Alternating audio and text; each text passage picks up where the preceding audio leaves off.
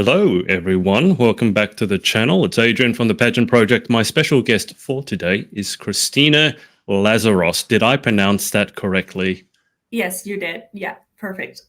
Okay. Don't be afraid to correct my pronunciation.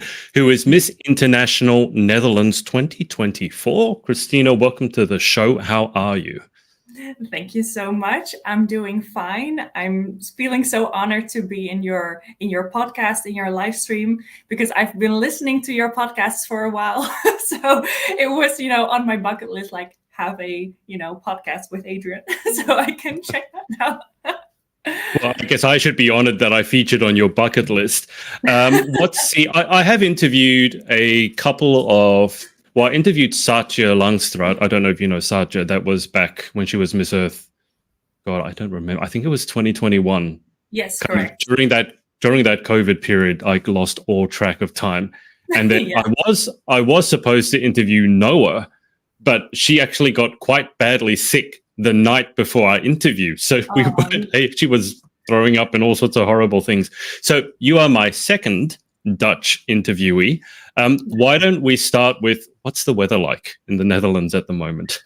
Well, it's turning autumn right now. So actually yesterday we had I'm afraid our final summer day with like really nice weather. It was about 24 degrees Celsius. Okay.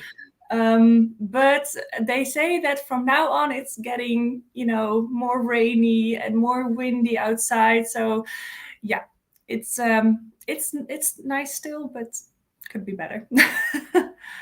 I'm on the other side of the world to you, so we're going into summer. So it's now getting warmer and sunnier. The days are getting longer, so I'm really happy. Yeah. But it's funny, because so many of my interviews are in the northern hemisphere, and they're all going into winter, and they're really sad, and I'm really happy. So There's a bit of a disconnect going on there. Why don't we start with? I say for most people it's the easy question, but for you it might be a long answer because of how many things you do. But let's start with pageantry. Tell people watching how you got into pageantry and also all the different things you do, because this is not just you are representing yourself. You have a whole, I have it on my screen there, a whole list of things that you do in pageantry and other stuff, which we'll get to. But tell us about pageantry. About pageantry. Well, in 2013, I started, with my first participation. A friend of mine was actually scouted, and I was like, you got scouted? I want to be scouted too. I was feeling like, why is she scouted and I'm not? So I subscribed. I signed up myself, saying that I was scouted as well, of course. Okay. And then I joined the pageant together with her. And I actually won the prize that I wanted. I got a wild card for another pageant. And instantly I fell in love with the world of pageantry. So from 2013 up till now, I think I have participated in a total of 12 or 13 pageants. And in 2017, I joined a pageant in my state, was Miss Beauty of Groningen. And after I won, I actually stayed in the organization. And since 4 years now, I took the pageant myself. I organize it myself now. And I select a candidate for the Miss Universe Netherlands pageant, Miss Earth Netherlands, and Miss Teen International pageant. So that's really, really nice. And now I participate in Miss International myself, which is a really, really great honor. So yeah, but that's how I got into pageantry, and that's how pageantry basically became my life. I breathe pageantry. I smell pageantry. Everything about me is smell pageantry. Yeah, everything about me is pageantry, really. I'm just thinking what smell would be pageantry, and I think hairspray would be pageantry. That's a really good one. Yeah. Tell me, as I said, I've interviewed Satya before. I know a little bit about Dutch pageantry, but not a lot. So I'm curious, how well known is pageantry in the Netherlands? I have to say that with the Miss Beauty of the Netherlands pageant starting 10 years ago, it's becoming bigger every year. Before that, it wasn't so big. And still, when you ask people on the street, like, do you know pageantry in the Netherlands? It's not so big, not as big as in Asia or Latin America anyway. But yeah, I think it's getting bigger, and especially under the younger generation, younger girls, it's becoming more popular. Yeah. Okay. And what changes? So you've been in pageantry over a decade. I don't want to make you feel old, but I mean, I've been doing this for a long time as well.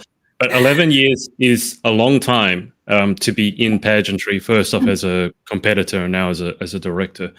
I'm curious, what are some of the changes you've seen in pageantry over those 10 years? You must have seen some changes. Yes. I feel like when, like 10 years ago, you could sign up, but it was really difficult to, to get into that small circle of people that finally would go, to the big pageants. I think that nowadays pageantry in the Netherlands is much more, how do you say it in English? It's much easier to participate, let's say. It's much, Get involved. It sounds like. Yeah, it's like it's easier to join, and it's also not for only the rich, for example. The Miss Beauty of the Netherlands pageant is really a pageant that you can, everyone can you can join. So yeah, I think it's really it changed it that way. Yeah. Right, which is a good change. I mean, I would say it still helps to have money when you go into pageantry, because pageantry is not the cheapest sport or hobby. It's probably one of the most expensive, depending on how you want to do it. So just to clarify, so Miss Beauty of the Netherlands, that's kind of like the big overall pageant, and that picks girls to go to the various other pageants like Universe, Earth, and International? International, Intercontinental, Miss Asia Pacific International, Miss Global, Miss Charm, name them. It's a lot. Okay, so how are you balancing then? Because you've been when did you take up directorship? Did you say it was 2017? Like 4 years ago. So I've been doing this for 4 years now. Yeah. Right. How have you found it balancing being the director, and now you're going back into competition as well? Because I know a lot of people go from competing, and then after they finish competing, they become a director. But I mean, having your own contestants is busy as it is. Let's just say that. You have to look after them. You sort of have to be their big sister or their mother. But then you decide you're going to go into pageantry, and Miss International is one of the biggest pageants in the world, and you're going to be going over to Japan. How are you balancing those? Well, I have to admit that I never expected myself to compete again. It's also been quite a few years ever since my last pageant before, joining Miss International Netherlands. But when the Miss Beauty of the Netherlands organization got the Miss International license, I said, Miss International has always been my dream, my ultimate dream. And I never thought that, the opportunity would be there, for me to join it again. But then when we got that license, I said, you know what, I just must do this. It always has been my dream. And so last year, the Miss Beauty of the Netherlands pageant organized the Miss Beauty All-Stars pageant, which was a special edition, let's say. Right. And me as an all-star could join. So I represented my own state. And then, I joined, and now I'm here. So but the balance between having your girls competing as well as yourself competing is a lot. This season I actually got a really good season. My Miss Teen of Groningen became Miss Teen of the Netherlands, so she's going to Miss Teen International now. Wow. Okay. My contestant for Miss Earth became first runner-up. So I had a really good year. But yeah, it's a lot, balancing between those and giving each contestant as much, attention and energy. Yeah. Why did you have your eyes on Miss International in particular? And I ask that because out of the 4, let's call them Grand Slam pageants, most pageant girls will say it's Universe, World, Earth, and International. Correct. I mean, everyone kind of knows who Universe is. A lot of people know World because it's been around forever. And Earth because it's Miss Earth. It's quite obvious, okay, it's about Earth. It's about the environment. I feel like at least here in Australia, International is the one that a lot of girls don't know about. So I'm curious, just why International for you? Why was that particular title so important? Well, because I've been watching Miss International, for a long time, as well as the other Grand Slams, of course. But Miss International is so elegant, and I really feel like Miss International fits with my core values. Right. And now that the theme of this year's pageant is also sustainability in pageantry, I was like, this should have been this way, because if there's something that I'm passionate about, then it's pageantry. So what better way to celebrate it than with this theme of Miss International this year? Yeah, really happy about it. So sustainability in pageantry, tell me a bit more, because I know sustainability, I know pageantry, but I think it's actually the first time I've heard about sustainability specifically in pageantry. So tell me a little bit more about that. Well, they announced that the theme this year is sustainability in pageantry, and it's about how it's. English is not my first language. Let that be clear. Your English is much better than my Dutch. I will just say that, okay? So you get a free pass. We'll get there. It's fine. Okay. Well, sustainability in pageantry is about keeping pageantry alive. Let's say it's like I cannot really pronounce find the right that makes word sense. for it, but it's very much about keep evolving your pageant, going with the time, and keeping this industry alive. Let's say I cannot really find the right word for it. I think the word that we use a lot is keeping pageantry relevant. Would that be the right word? Yeah, that's the right word. Yeah. Okay. So that's a juicy topic. That's an interesting one, because I think there's a lot of people who can argue both ways. I think a lot of the public don't see pageantry as relevant anymore. And then I think there's a lot of people in pageantry who are trying to transform it into something else to keep it relevant. But I'm not sure they've worked out exactly what they want to turn it into. And I say this because you've seen different pageants take different choices, right? So you've had some pageants get rid of the swimsuit section, for example. You've seen some pageants put more points towards the girls' advocacy. You've had some pageants talent section, some pageants public speeches, and they all have different ways of judging.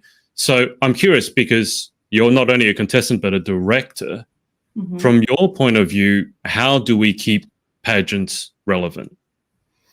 How do we keep pageant relevant? Well, I think that it's really important to stay true to your own values, because that is also what makes you excited about your pageant, I think. On the other side, I also think it's really important to go with the time. Let's say. It's like you said, there's people who try to keep pageantry relevant by introducing other topics. Sections. Let's say and that is I think okay, but at the same time stay true to your values, because that is what made you excited about pageantry in the first place.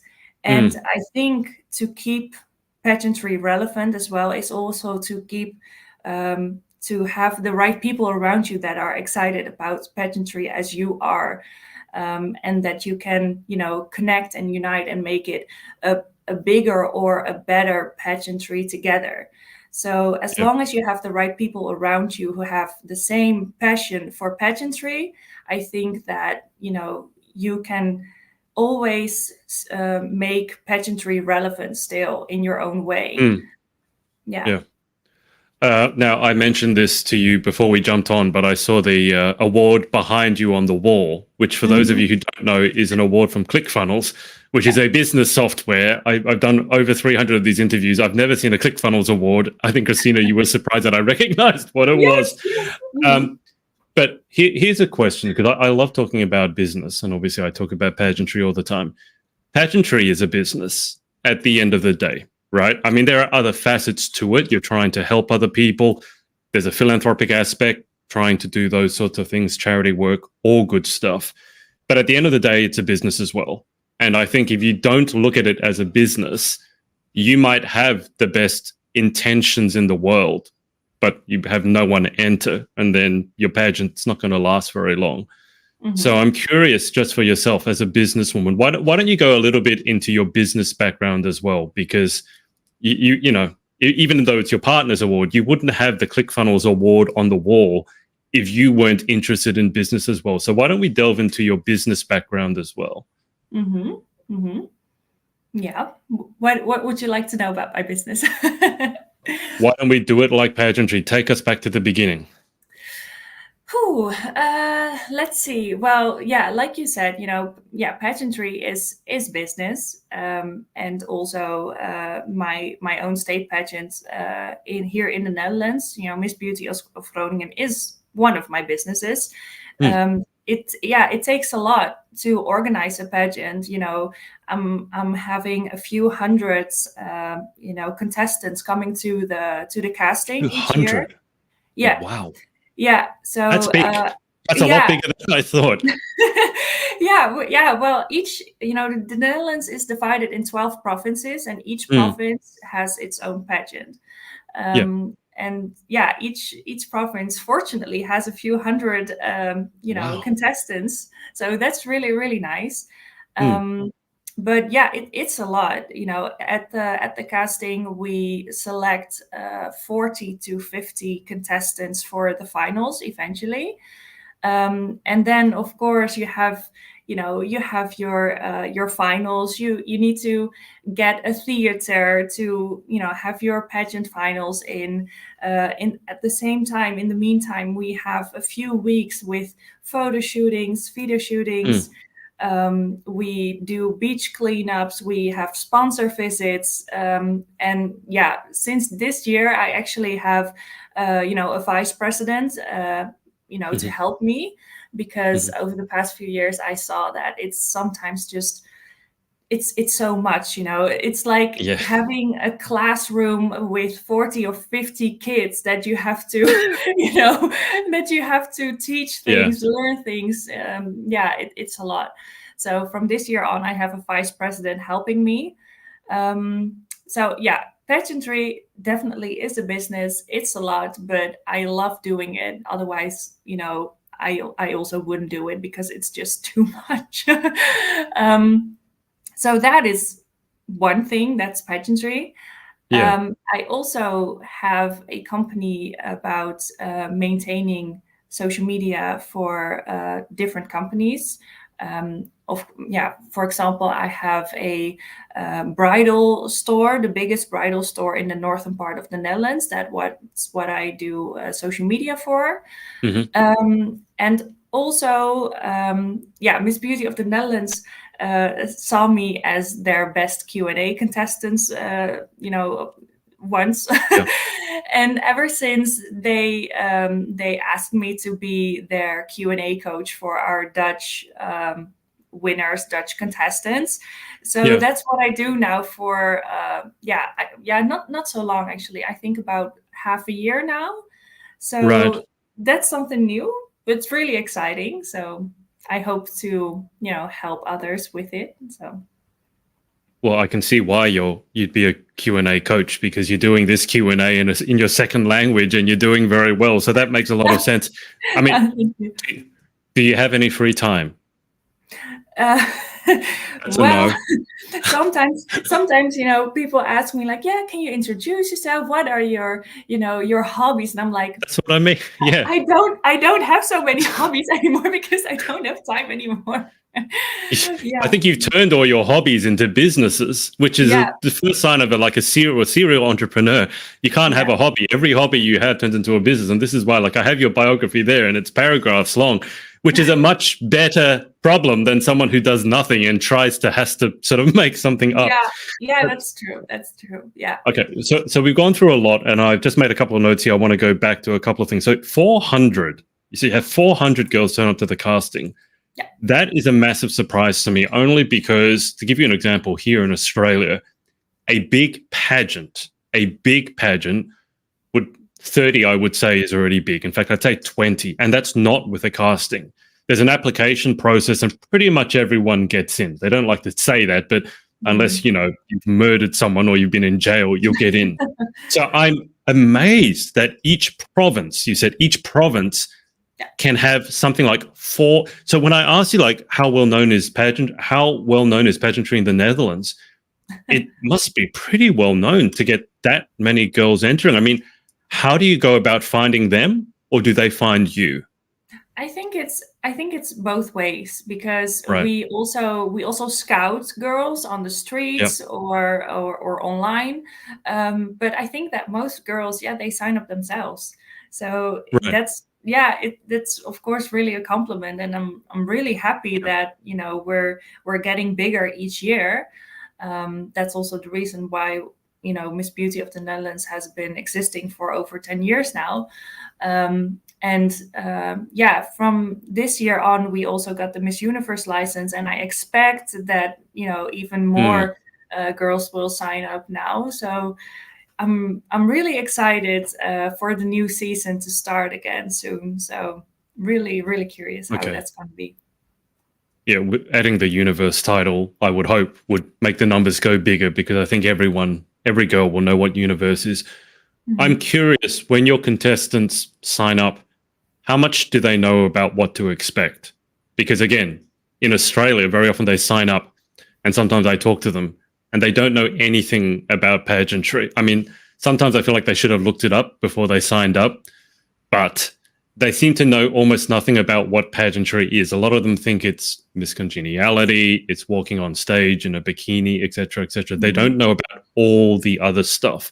So your 400 contestants, whittle it down to 40 or whatever it is, do they know what to expect when they sign up, or are they clueless? I wouldn't say clueless, but I think that girls sometimes underestimate what it takes to become a winner eventually.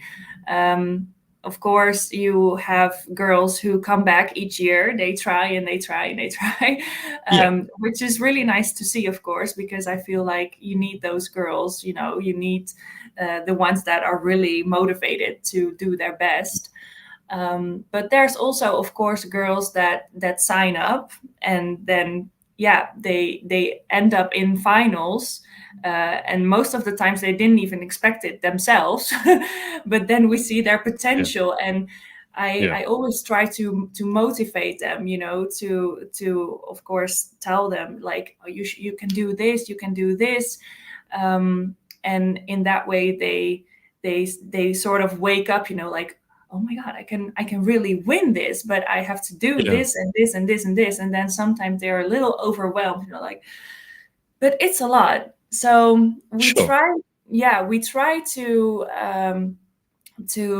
show them a lot on Instagram, what can you expect? What are we going to do the upcoming weeks if you make it to the finals? But still, I think that some girls underestimate it. Yeah. Wow. I'm still amazed by the 400 the girls that you have turn up to casting. I think we should get you to maybe coach some of our other directors in a business sense, how you can grow to that point, because that's huge. Well, sorry, you continue.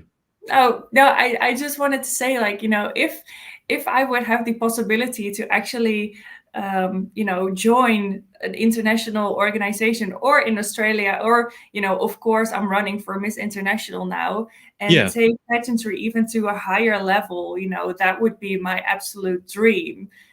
I've seen the Miss Beauty of the Netherlands pageant grow so much. And I would love to help other organizations internationally to do the same, So yeah, if I have the chance to do so, I'd love to. And I can come to Australia, I'm applying here right now.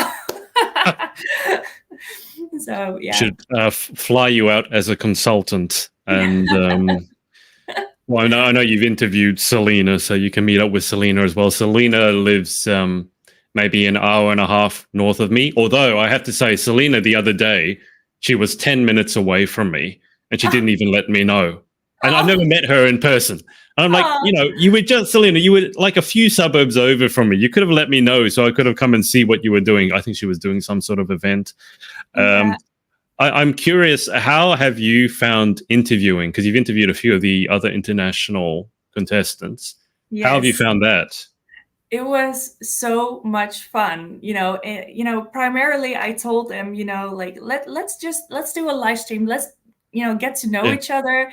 That was my idea with it, but I enjoyed it so much that I felt like, if I can do this with literally, all 70 contestants, that would be amazing. But yeah, it's sometimes hard to find the right date and time, because we have so many time differences, of course. Yes. Yeah, like us. Yeah. But I was going to say, I mean, you don't have a lot of time as it is already. I can tell you from personal experience, trying to set up interviews with every contestant of a pageant. I did do that once. I had I think I had 10 interviews in 5 days. I was doing multiple interviews a day. It almost killed me. So I'm not sure it's a great idea. It's not like you don't have anything else to do. What did you think of? See, I'm Australian, as you know, but I'm just curious. How do you find my accent versus Selena's accent? Because I don't find they're similar, but they're not identical. Or to you, does my accent sound exactly like Selena's? No, I don't think so. I think hers was a little more. Oh, I don't know the English word for it. Probably you've seen the video on which is on my Instagram, in which he says, "Good day, mate." Yeah. And she really has this. I can tell you a word for it, but it's probably not. It's not a rude word, but some people might think it's not a very good word to describe her accent. But I would say her accent probably is a stronger Australian accent than my own. Yeah, I think so. Okay. Which is, I think, beautiful. I really love her accent, and I love Selena anyway. So Selena, if you're watching, I love you. But I'm interviewing Selena, I think, next week. I'll pass it on to her. Yeah, perfect. But it's interesting to me because I've done so many of these interviews, and I worked on my accent a little bit because I didn't want to sound too Australian. And so, for example, Selena will say the typical Australian accent. It's not fair to just say Selena, but when they say, I'll say a glass of water, right? Yeah. Water. Yeah, water. Australians will say water. Yeah. Water. Yeah. Water. And then when Selena says good, I don't ever say good day. I have never once said that in my life. Okay. But if I was to say it, I would say g'day. Whereas I think Selena, it's more the stronger sense, like g'day. It's like g'day, mate. Yeah. I have a horrible Australian accent. I can't do an Australian accent. When I'm over in America, all the Americans think I'm British. So I mean, I'd be curious if you just heard my accent and you didn't know. Would you have thought I was Australian, or would you have thought I was something else?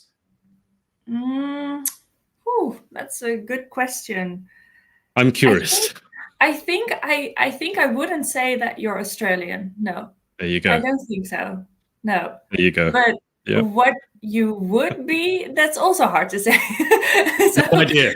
I don't know what he is, but I know he's not Australian. That's probably where we'd leave yeah, it. right. Yeah. That's fair enough. Let me go back to your contestants. So you have this amazing group of girls competing. I love the fact that you have some of the girls coming back again and again, year after year, because I always say if there's one way to pick whether a pageant is a good one, it's if the girls come back. If none of the girls from last year come back, that's not a good thing. It's really not. I don't care what the director says, it's not a good thing. If you have a lot of the same girls coming back year after year, that really shows obviously that there's something good happening. But let me ask you this. Putting your director's hat on, what do you look for in your contestants?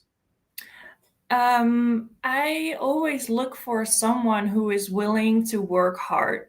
That's my number one, because I've had pageant girls in the past who looked beautiful and of which I thought like, oh, you could definitely win nationals. But then when you wanted to work with them and you told them, oh, you can do this, or maybe we can do this, let's plan this, let's train this. And it was really hard working with them. And, like we said before, it takes so much to become a beauty queen, in the end. And some girls are just unaware of the things that, that come along with it. So I always say, I'd rather have someone who maybe doesn't have the overall looks, maybe, but someone who is willing to work, because that is your thing. That's your number one thing that you need, I think. Yeah. So someone who is willing to work hard, that's one. And at the same time, I think that she needs to be able to network. It's also really important.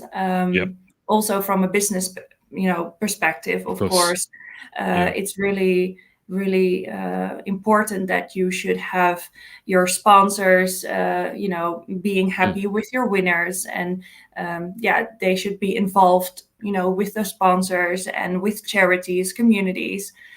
So that's really important. And of course, at the end of the day, I mean, pageantry wouldn't be pageantry if it's also a bit, at least, about, how you look. So, that's, of course, also important. But the number one thing is, to work hard. Yeah. Yeah. I think there's a lot of things, I mean, you can tell me whether you agree or disagree, but talking to you as a director, I think there's a lot of things you can teach your girls, but I also think there are some things that you can't teach your girls.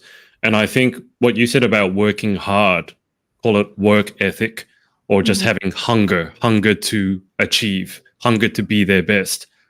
I don't think you can teach someone hunger. I also don't think you can teach someone values like kindness. So when I'm looking at girls, very often those are the first things I'll see is, yes, she really works hard. Like when you message her, she messages back, not necessarily straight away, but if she makes an appointment, she keeps it. If she says she's going to do something, she does it. You don't need to chase her up 5 times. And then also just that general in day-to-day life, are they kind, or are they talking badly about other people when the cameras are off? I'm curious, have you found that? I mean, do you agree with that? There are some things you can teach and there are some things you can't teach? Yeah, definitely. Like you say, characteristics, like, are you kind? Are you honest? That's something that you cannot teach. When it comes to, being on time, having your appointments, I mean, you can tell girls to be on time. In the end, it's always the question if they do so. Of course, But I think that it's difficult, because I feel like hunger, for example, like you said, you cannot teach someone to be hungry. If you really want something, you work for it. And if you say you want something but you don't work for it, then apparently you don't want it bad enough. exactly. Um, Yeah. so yeah, that's also always what I tell my girls. You know, sometimes they come up to me and they say like, "Yeah, I want this so bad, but you know, I just cannot find the time to do so." For example, and then apparently it's not your priority. Exactly. So Yep. yeah, it's hard. You know, it's maybe a little tough to say it, but then apparently It's it's not your true. priority. Yeah. I mean, it's Um, tough, but it's true. I mean, yeah. we all have time in the day for what's important to us. That's a cliche, but that's really true. And if you Mhm. didn't have time to do it, then it wasn't that important to you. Doesn't matter what you say, it matters more what you do. Exactly. Everyone has 24 hours a day, and it's up to you how you make use of it. So, yeah. 100%. Okay. Now, you started competing, then you started directing, Yeah. and now you're going back to competing yourself. Yeah. Now, correct me if I'm wrong, but I would feel in your situation that there's a bit of pressure on me now because I've been going through contestants, I've been mentoring them, I've been, all that stuff. And now I'm putting myself back on the stage again. And Yeah. so maybe I'm feeling like there's a bit more pressure on me this time because I've been telling all these girls all these things and now I have to show them that I can do it too. Is that just my imagination or has some of that been happening, Christina? No, yeah, you're completely right on that. On the other hand, I'm also feeling like, I'm doing this for me. Yep. So, I don't really mind about what others, think about it. Because this has been my dream for so long, and now that it's finally the time is here, I'm not gonna let myself being influenced by what others think about me. My mind lately has been totally about Miss International. Like literally every second of the day I'm thinking about, oh, I can do this or I can do that or I can prepare this. Or so yeah, what others think about me, of course I feel like you know Yeah. I'm having all these girls watching me, which is nice. I mean, I have their support. Yeah, of At course. the yeah, I do feel like I have to prove something, but that also keeps me sharp. you know it brings out the best version of myself, I think. So yeah. How far back were you crowned Miss International Netherlands? How long uh, ago? I was in March, I think. Yeah, March. Okay, so you've had the title for about 6 months. I mean, we've already discussed how busy you must be, and Mhm. then when you win your dream title, obviously, then someone such as yourself, I have to imagine, goes completely crazy and starts doing all these other things. Can you just give people an idea what has the past 6 months been like for you? I have to imagine it's been like a whirlwind or tornado or something. Yeah, it's a lot. But I think that yeah, what I done instantly was to get my network Hmm. together. I've been contacting a lot of people, like, do you want to help me with this, help me with that, Hmm. because I believe that you should surround yourself with the people that you can learn from. Yeah. So I contacted the people that I thought that I can learn something from, and that can help me with my costumes, with my dresses, because this time that I compete, everything must be perfect for me. So because also this is going to be the last time that I compete, that's something that I'm Okay. sure of. Okay. So yeah, networking and having the right people around me was my first priority. So yeah. And I'm curious because you have so many different sides of your personality. So I'm just, when you hit Japan, when you land in Japan and you start talking to all these other amazing women, some of whom you've already talked to, most of whom you probably haven't, at least, face to face. Hmm. What are you going to say about yourself? Like I mean, you already said it's kind of difficult to introduce yourself. I feel like, especially when you go into interview in front of judges, when you do so much like you do, and you have, I don't know, 2 minutes, 4 minutes, 10 minutes to sort of squash your life into like two sentences, what Hmm. are the things that you really want to get across? Well, I graduated in law at the University of Groningen, and I also work at the Ministry of Justice in the Netherlands, besides my businesses. So, yeah, I think that those are also really a big part of who I am.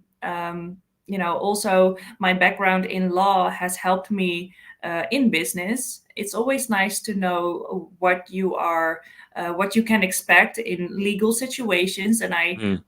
often help my friends or family if they have a legal question, let's say. So yeah, law also has been a really big part of who I am. Maybe nowadays I don't do as much with law as I did when I was studying. Yeah. But yeah, it's really a big part of my identity still. Yeah. I love how you forgot to mention that you have a job outside of your businesses. Yeah. Well, Just you because forgot that completely. well, like I said, lately my mind has been with Miss International Sure. all the time, So yeah, I sometimes forget I also have a job. So. I hope you don't forget to do your job. You just forget to talk about it. Hopefully, you don't actually forget that you got somewhere to be. But, No. but so, I mean, lawyer, obviously, a high flying career. It means you're going to be, I would assume, intelligent, well spoken. If it's anything like any other country, not just anyone can get into law. So that explains that part of you. I'm curious, the other part of you, what gets you going? Like, what are you passionate about? What causes are you passionate about? I'd have to imagine if you're a director, you're looking after these young women, your contestants.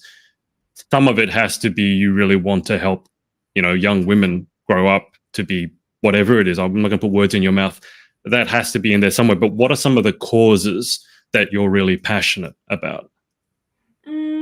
Well, I'd say, the part you just said, women empowerment is really, Mm-hmm. really my passion. I love teaching all these young women to be their best versions of themselves. It's funny how sometimes girls come to a casting being a little insecure, like Mm-hmm. watching, what am I doing here? Am I doing it this right? And then after a few weeks, seeing them on a stage, Yeah. being so confident and, speaking about what they believe in and what they want to become and what they want to do with their title. That's really something that, I'm looking like a proud mom, from the judges table, like, oh, look Yeah. at her. Yeah.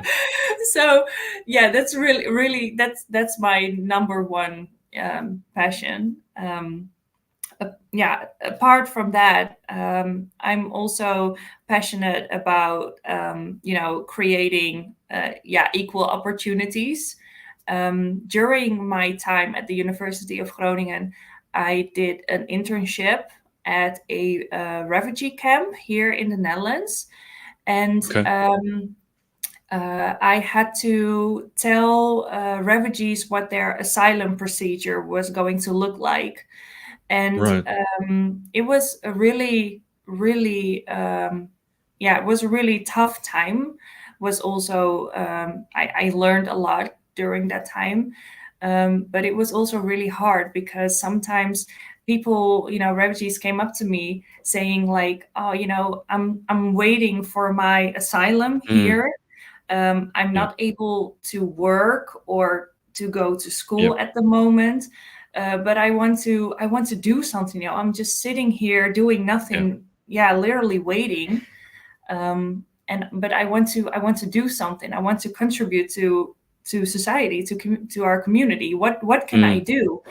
And Yeah. I had to tell them, "Yeah, I'm sorry, but as long as you don't have your asylum, you cannot do something." And that Yeah. really opened my eyes. Like, there are so many people out there who want to be able to do something, to contribute, to make themselves useful, but they Mm. just cannot, just because they come from another country where maybe it's not safe. So that really opened my eyes, and that really is something that I'm passionate about. Like, doing something for those people, that would be Mm. amazing. Yeah. Yeah, I can't imagine. I mean, that must have been a transformative experience dealing with people like that because they got to go Mhm. through the process, and Yeah, there's no shortcuts. So you really, as much as your heart might want to help them, you yeah, can't, and that must be exactly. really tough. Yeah, it was, but at the same time it was also, people were really grateful when I, got Yeah. to, help them in some way, even if it was just, having a talk about it. It really helped them to, go through that time, and that was really really nice, being that person for them. So Mm. I guess it must also make you feel quite grateful for your own life and your life in the Netherlands because a lot of definitely. Yeah, definitely. And I think that also, especially in the Netherlands, we have, and I think also in Australia, by the way, we have, Mm. we must be so grateful for all the opportunities that we get, like Yeah. all of our children, kids here can just go to school, and Mm. there's not even a question about it, it's like Yeah. yeah, it's really, really important that we should be grateful for all those things. Yeah. I think that's something that I definitely learnt about Australia during COVID because just before COVID hit, so early 2020, I don't know what it was like in the Netherlands, but I Yeah, was same. actually traveling in the UK for a pageant just early 2020, just before the entire of the UK anyway went into lockdown, probably on and off for more than a year. It was a terrible time, I remember. And then I came back here because at that point I wanted to see all these other countries, and I still do. I want to meet people, but I don't think I've ever been more grateful to be living in Australia than when COVID hit. Because like sometimes when things get difficult, it makes you realize how good you have it back home. And I Yep. think sometimes before that happens, you take it a bit for granted. I don't know about yourself, but I Yeah. also think when you deal with someone like refugees or the homeless, I think it just it gives you a different perspective, I would imagine. Yeah, definitely. Yeah, because there's also lots of people who have their opinions ready about Mm, refugees, saying that maybe they only come to Europe for economical reasons, for example. hmm. But I've seen different now. Yeah. I've heard their stories. I've had talks with them myself. I look them in the eyes myself, Yeah. and that makes it so so different. And that's also why I really want to advocate, for the equal opportunities part, because yeah, it's really it's still so clear in my mind, seeing those faces of those Yeah, I'll people. bet. Yeah. Yeah, I also think it's hard to imagine if you haven't Mm. spoken with them yourself. Yeah. So Yeah. I think once you speak to them face to face, you realize that this is actually a person. It's a yeah, real person. It's not a number. It's not a refugee. It's not yeah, someone who's coming to steal my job. It's a person. And I think, exactly, there are good people and bad people. It doesn't matter what you do. But I think it's really important to remember they're people first. You exactly. know, Yeah. um, let's switch tacks a little bit. Way Mm-hmm. back, you mentioned social media.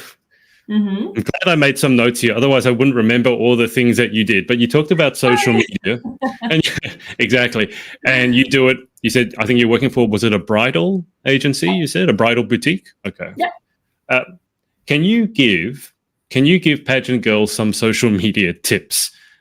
Just because sometimes I think they don't really know what to do, and so Mm-hmm. they end up looking at what everyone else is doing, and then they do the same. And Yeah. I kind of wish they'd look at it more like, okay, you maybe not a business, but you are a brand. It's like they say everyone is a salesperson. It doesn't matter whether you have a product to sell, you still got to sell yourself. So Mm-hmm. can you just give us some basic social media tips for pageant girls? I'd say be visible. It's really, really important to be visibly, online visibly. So, like we're doing now with this live stream, or the live streams that I did with the other girls, you know, those girls will also share your video again. So then you're also seen again. So you must be online visible. That's really important. I'd say be unique. And with that, I mean, don't copy others, because I always say that you cannot do something better than, you know, someone that has been doing it for a long time. So always try to highlight the things that you're good at, instead of copying someone else and trying to do it better than she or he did. So that's also something that I'd say that, you know, could work. And what else? I mean, if we're talking about, you know, feed wise, you know, just play a bit with, you know, full body shots, headshots, you know, and plan your feed before posting it. That's really helpful. So mix it up a little bit. Don't do the same posts again and again and again and again. Yeah. Okay. Christina, when are you leaving for Japan? I'm leaving the 27th of October. So I will be in Japan at the 28th, because it's quite a long journey for me from the Netherlands to Japan. So yeah. I don't know if you talked about this with Selena, but what's a long journey for you? I think the flight in total is about 14 or 15 hours. Yeah. Okay. That's quite long. I don't know how long Selena's is going to be. I actually think to Japan is not too bad for us, but like Australia to America is quite close to 24 hours. Yeah. Once to fly to the UK, it was 48 hours door to door. So I always have a bit of a laugh when you guys say, oh, it's a really long trip. Like some people in America, oh, it's a really long flight. It was 8 hours. I'm like, it's basically a walk down the road for most of us. What do you give us an idea? What's the schedule at Miss International going to be like? How long are you going to be there? What have they got planned? Well, the pageant itself is going to be for like 2 weeks. So the finals will be at the 12th of November. And from the very first day till the finals, we have lots of sponsor visits. We're going to do some cultural events, like the flower sculpting, the ikebana, I think it's called. We have tea ceremonies. I think that at some days the group will be divided. Like some girls go to, I think they also go to the sea one day. Others will go to a sponsor. Some will go to, some diplomats, ambassadors. So I think it's also up to, the group that you're divided in. So in that, so I don't know everything yet, of course, but yeah. What are you most looking forward to? Well, I'm really looking forward to the national costume competition, honestly, because I have a really, really nice national costume. So I'm really looking forward to that, especially, And also to see the national costumes of the other countries is, in my opinion, always such a party to look at, because there's so many beautiful costumes. Yeah. It's like a miniature Met Gala runway or something like that, seeing all the weird and wonderful things they can come up with. Now, I know that you pageant girls, you keep your wardrobe secret, so I'm not going to ask you to tell us what it is. But just for my own sake, is your national costume going to be easy to pack? Well, it's a lot. It's not like really big, like Latin America or Asian countries. But still, it has a lot of fabric. So I think it's going to be a little heavy, maybe. Okay. Yeah. You know that heavy and airplanes don't go so well together. No, unfortunately not. I think I need multiple suitcases for that, but it's okay. It's okay. This is why you work so hard, so you can be able to afford extra luggage on your trip to Japan. Exactly. Yeah, that's what we work for. And like I said, it's my dream. So I also told myself this time, it's my dream. You said it was your dream. So then you're also going to pay whatever it takes to, to get Sure. there and have your, costumes ready, your dresses, everything. So Have yeah. you given any thought to what you would do if you take the big title out? What I would do if I would win the title? Yeah. Well, of course, I'd keep my word, sustainability in pageantry. I would really do my best to make, the Miss International pageant more popular, bigger, better than it already is. So and that's also what I do in the Netherlands, and that's what I'm passionate about. So I would really look forward, to be able to do that for a big organization like Miss International. And hopefully, stay in Japan a little longer to, discover the country a little more. Yeah. Have you looked up anything about Japan? Have you been learning about the culture, the food, the people, the Yeah. rituals, trying to learn something about the food? Yeah, I mean, I've done a tea ceremony here in the Netherlands Oh quite a wow. while ago Yeah. because I learned that a tea ceremony is really something with, rules and, Mm, a tea ceremony in the Netherlands is, yeah, we don't even have a ceremony. Like when we're yeah. saying that you have tea, it's just like, You just oh, have tea. Yeah. having a chat with a little cookie maybe and, Yeah. chatting. But in Japan, it's really really different. Like the way you hold your cup and turn it twice so that the little drawing on the cup should be in front of the people, and then drinking it in two, maximum three sips, and then passing it on. And Wow. it's quite, some rules that come along with it. But I'm really happy to, being able to discover it soon. So yeah. Yeah. From what I've never done one, but from what I've seen of it, it is very formal. It's not Yes. just drinking tea. Mhm. There's a very detailed ceremony behind it, and I'm sure there's a reason for all of it. So I think it's something that you would want to make sure that you do well. I've met a lot Exactly. of and worked with a lot of Japanese people. I was in Hawaii and just bumped into a Japanese couple, and they asked me, "What do you do?" And at the time, I was a tennis coach. Mhm. And I'll never forget, you're in the middle of Waikiki. These people you've never met, they ask you what you do, and I said tennis coach, and they started bowing. Like no one in Australia bows to you, right? And they start Yeah. bowing like, and I couldn't understand. I was quite embarrassed. But it turns out because they have such respect for teachers, Oh, yeah. anyone who teaches, or I guess they thought of a coach, a tennis teacher, because in Australia at least, teachers are not looked up to maybe Yeah, as in much. Netherlands. Yeah. Yeah, but in Japan, I don't know. I don't know if this will happen to you, but there's the whole thing with bowing as well. And so, if you're I think I could be wrong, but if you're the senior person, then you must not bow as low. The other person Yeah. has to bow lower. And so Yeah. there's all these little bits and pieces. It's one of the countries that I'd really like to visit because it has all these rituals and a really, Exactly. really deep culture. So Yeah. you must be excited. Yeah, it is. Yeah. I've also been to the Japanese embassy here in the Netherlands. Oh wow, So huh?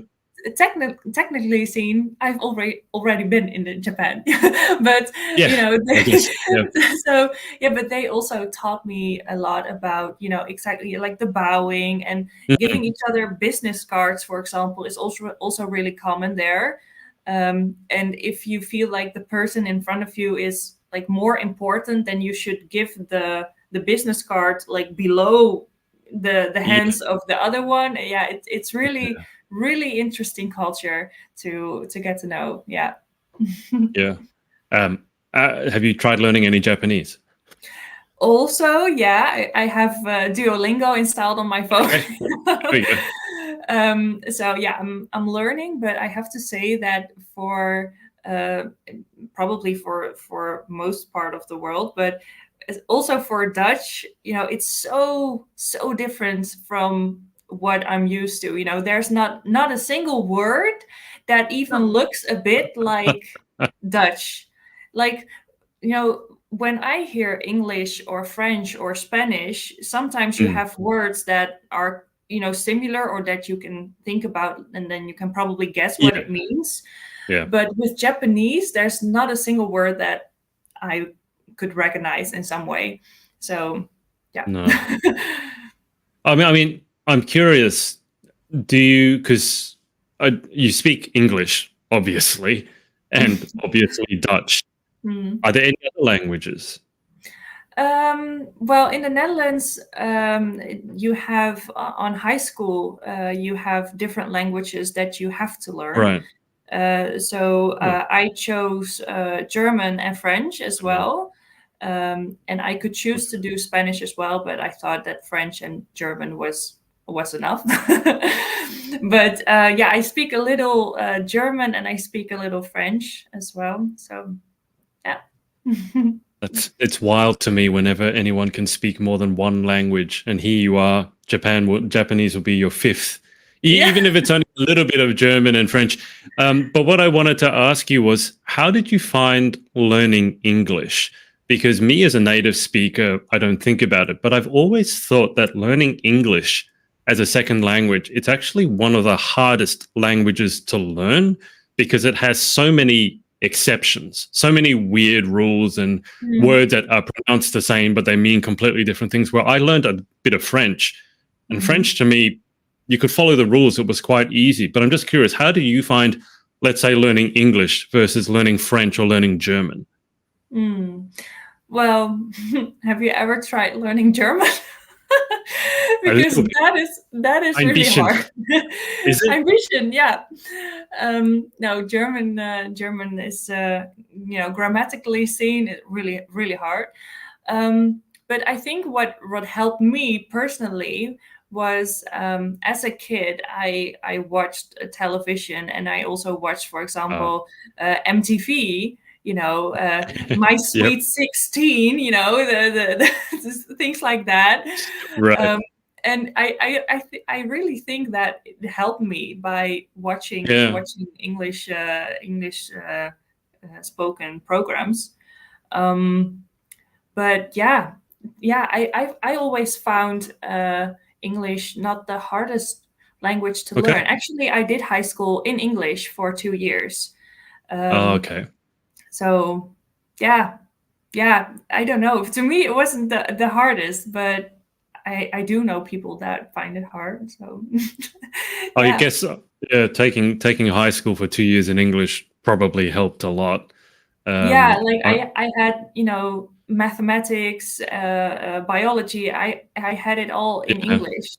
So that I think that also helped.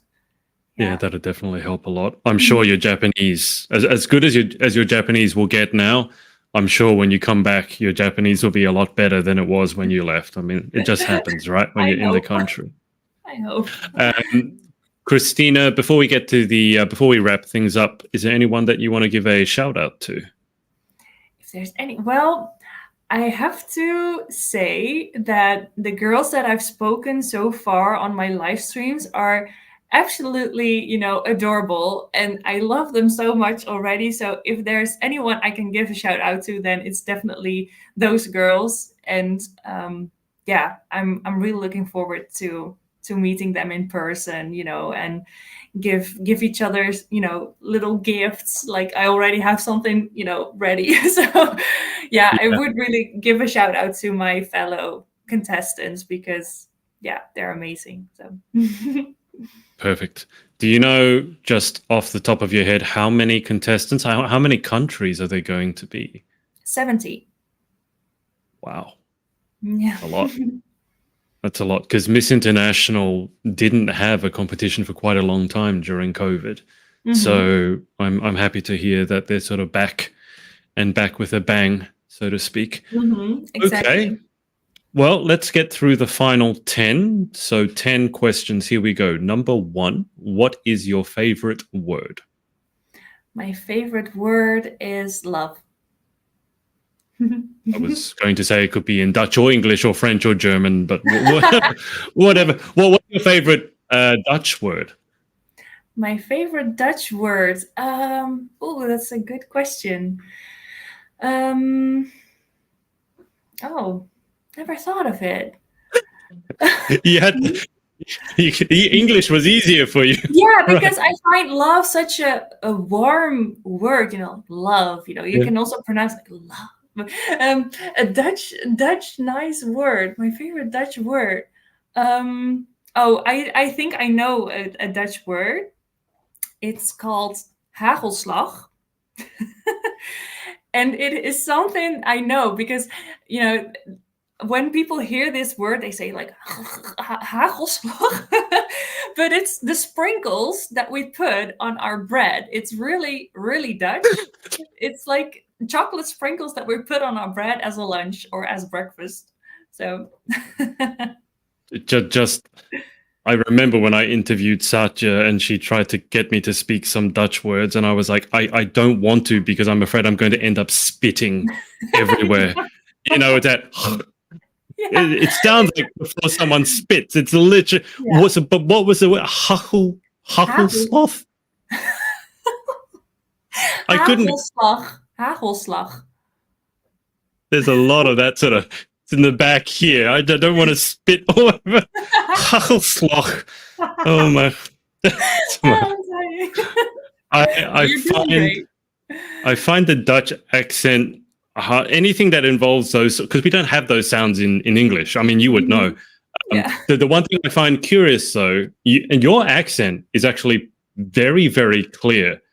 It doesn't really sound like it's come from Dutch. The one thing that I've from listening to Dutch speakers when they're speaking English, it's like, for example, when Satya said groceries, as in, to buy some groceries, she said groceries.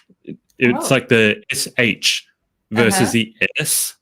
And I'm just curious, do you know why that would be the case? Because there seems to be a lot of in the Dutch language when they're speaking English, they'll say the sh rather than the s. Is there... Well, I can also speak English with a really Dutch accent. Now you're just showing off. Right? No, I'm not showing off, but okay, let me... It's funny. Because, see, this is what I was saying. When I speak, I do it without the Australian accent. I could be a lot more Australian. And I bet you when I interview Selena, I will go more Australian because she sounds more Australian. So I will speak more Australian. But I'm sure you can speak English with a strong Dutch accent. Yes, I can. Okay, so let me see. Okay, I'll just say something in Dutch English. Well, I can give you the next question. Why don't we go to the next question and you can answer it in very strong Dutch English. Okay, so number 2, what is your least favorite word? My least favorite words, I think is it in English or in Dutch? Well, this is really funny. I love accents. Why don't we do one of both? Do a English and do a Dutch. My favorite word my least favorite word in Dutch, I think it's I never thought about those kind of questions. Okay, I'll just you turn can speak to my normally now. Yeah. I'm worried you're going to end up with all the saliva coming out of your mouth. Now, my least favorite word in Dutch, I think, is I don't know. It's It's funny. It's the Dutch one. It's harder for you. What about English then? Let's go with English. Okay, well, I cannot come up with a Dutch word that I don't like at the moment. But for English, I think it is, I'd say, no, I cannot come up with something that I don't like. No, sorry. Okay. But that's all right. You're not the first person to have a struggle working out a word they don't like. Have you heard that some people really hate the word moist? Moist. Yeah, for some reason, especially a lot of women really hate the word moist. Probably because they imagine the picture that comes with moist. Probably. But then I have a follow-up question. Mhm. Isn't that very similar to a word in Dutch? Isn't there a word in Dutch that's moistte or something? Because I think I remember seeing it on a lot of posts. It doesn't mean like pretty or beautiful or something like that. Oh, yeah. We when we say when someone is beautiful, we Yeah. say that they are mooi. So it's Okay. like There you go. MOOI. Okay. Yeah. So I always thought that was funny because that word, which means beautiful in Dutch, it's so close to a word in English that everybody hates. And I yeah. see it on all the Dutch girls post, like, you look so moist. I'm like, that's not what you want to say at all. I never thought about it that way, but yeah, it is. It's quite similar. Yeah. There you go. All right, so let's move on. Number 3 in life, what gets you excited? What turns you on? Pageantry. Pageantry.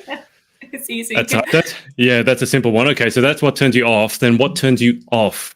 So that was what turns you on. What turns you off? What turns me off? I think people that are not motivated. Like, that's really always when I try to empower people and they're like, oh, I don't I no I cannot deal with those people. No. It's all right. I can see your body language. You actually look like you're very uncomfortable even thinking about people like that. Okay, number 5. What sound do you love? Birds. Any particular kind of birds? Yeah, well, I don't know the English words for it. Here in the Netherlands, we have birds called merels.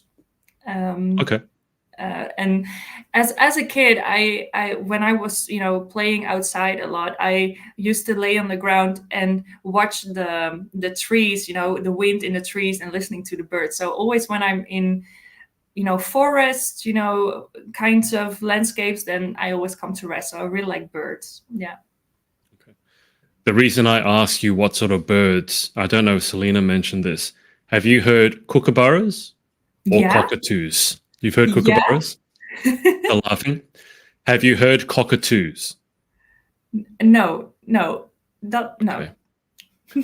I will have to show you some cockatoo sounds because I've been on podcasts before and cockatoos have been screeching, and then people have asked me whether that was a dinosaur in the background because they're not like the kookaburra. It's very funny because it sounds like a laugh, and I understand sweet birds singing. Cockatoos, and they're very Australian. They're the most Australian, but you have to ask Selena about them. I don't know whether she likes them or not, but they're a very Australian bird. I'll play it for you after this. Number whatever it is, I think it's number 6. What sound do you hate? What sound do I hate? I hate the sound of how's the metal kind of music, and then like the really hard metal kind of music. Okay. Or no, I don't like that. No. Yes, I describe it as someone falling down the stairs with a drum kit. So that. No, it's not my type of music. I shouldn't. I was trained in classical music. I played the violin since I was 2. So yeah, nice. me and like death metal or thrash metal music don't really get along. No. But to each their own. Number 7. If you could have any superpower, what would you pick and why? I want to read people's minds. Are you sure? Yeah. Are you sure? I do. Yeah, I really want to read people's minds because I feel like then you can understand their way of thinking better and the way they see, situations. And I think that it also helps people unite more. So I want to read people's minds. Okay. All right. Don't say I didn't warn you. I think sometimes when you read people's minds, you might get something that you don't want. That's my problem with that. Or But, you do. yes, it depends how nosy you are, but I guess to each their own. Let's go to number 8. What job would you like to attempt? To attempt. And then not having to think about any studies that you should do, or well, and I think I heard you saying something about this a while ago, that you said that lots of pageant girls are into, investigations and crime scenes. You're one of those, are you? You want to investigate serial killers and be a CSI person and look at blood stains? Well, I would like to be, at the police or something like that, which is, of course, maybe a little close to law in general. Sure. Otherwise, maybe a pilot on an airplane. Okay. Yeah. Okay. Yes, that's much more reasonable than wanting to investigate serial killers. I'll never understand why so many pageant girls are interested in murderers, but maybe one day I'll figure it out. Who knows? What job would you not like to attempt? I think, what's the English word for that? When people have debts, and then sometimes people come at their door, taking debt collector. Exactly. Debt collector. Yeah. Debt collector. Yeah. I've seen there was once a person on my university who gave a class about it and told his experiences, and then I was really like, oh, that must be such a tough job. So no, I didn't want to be a debt collector. No one is going to be happy to see you, are they, if you're a debt collector? No one's going to be happy to have you knocking at the door. Exactly. Final question. If heaven exists, what would you like to hear God say when you arrive at the pearly gates or arrive at heaven? That I have made a difference during my life for other people, I think. Perfect. Well, Christina, that's about it. It's been a pleasure. Thank you so much for coming on. Thank you for having me here. And best of luck over in Japan. I'm sure you're going to have an absolutely amazing time. And keep you on the line for just a sec whilst I hang out with the audience. But thanks everyone for watching, and we will speak to you next time. Bye for now.